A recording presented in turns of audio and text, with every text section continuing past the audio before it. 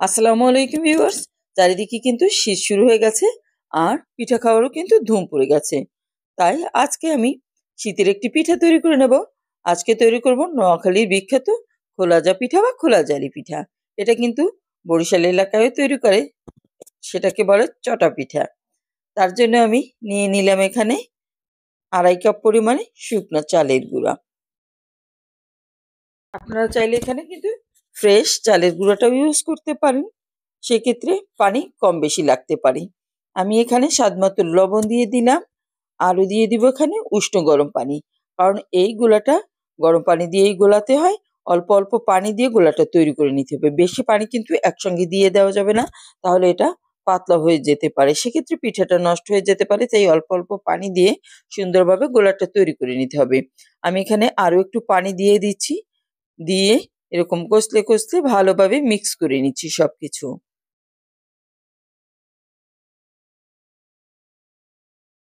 এই যে অল্প অল্প পানি দিয়ে গুলিয়ে নিচ্ছি, এভাবে দেখুন। আমি এই অবস্থায় এতে এখন দিয়ে দিব ডিম। তারপর যদি আরেকটু পানির প্রয়োজন হয় তাও দিয়ে দিব। এই যে দেখুন এর কনসিস্টেন্সিটা। ডিম দেওয়ার আগে সবটুকু পানি দিয়ে দেওয়া যাবে না, তাহলে আবার পাতলা হয়ে যেতে পারে। ডিমে কিন্তু এটা কিছুটা পাতলা হবে। এটা 2টা ডিম নিয়েছি আমি। ডিমটাকে ভালোভাবে ফেটে এর সঙ্গে দিয়ে দিতে হবে। তারপর ভালোভাবে মিক্স করে নিতে হবে। প্রতি কাপ চালের গুঁড়ার জন্য একটা করে ডিম নিলেই হবে। আর যদি ডিমগুলো একটু ছোট ছোট হয়, সেক্ষেত্রে আপনারা আরেকটু বেশিও ডিম নিয়ে নিতে পারেন। অল্প অল্প করে ডিম মিক্স করে দেখবেন যেন পাতলা না হয়ে যায়। এই যে দেখুন এরকমের একটা কনসিস্টেন্সি তৈরি হয়ে গেল। আমি এখন চুলায় একটা প্যান বসিয়ে গরম করে নিচ্ছি হাই হিটে। খুব ভালোভাবে গরম করে নিতে হবে। আর উপরে একটু তেল ব্রাশ করে দিলাম হালকা করে টিস্যু দিয়ে।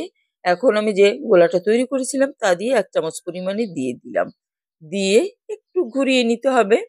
এই যে দেখুন অসংখ্য ছিদ্রযুক্ত খোলাজা পিঠা। আপনারা চাইলে এটা ঢেকে দিতে পারেন, আর আমার মতো এভাবে খোলাও তৈরি করে ফেলতে পারেন। তৈরি হয়ে গেল কিন্তু একটা খোলাজা পিঠা। আমি এখন উঠিয়েও আপনাদেরকে দেখিয়ে দিব যে এই পিঠাটা কেমন হয়েছে। কাছ থেকে একটু দেখিয়ে দিচ্ছি।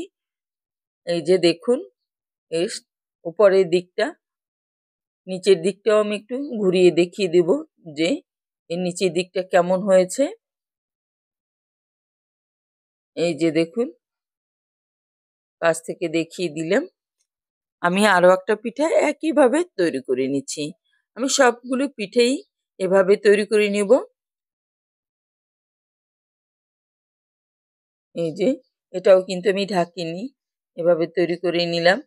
তুলে নিচ্ছি এটা। এভাবে করে সবগুলি পিঠে আমি তৈরি করে নিলাম। এই যে অসংখ্য ছিদ্রযুক্ত কিন্তু। আমি কিছুটা গরু মাংসের সঙ্গে এটা সার্ভ করে দিলাম।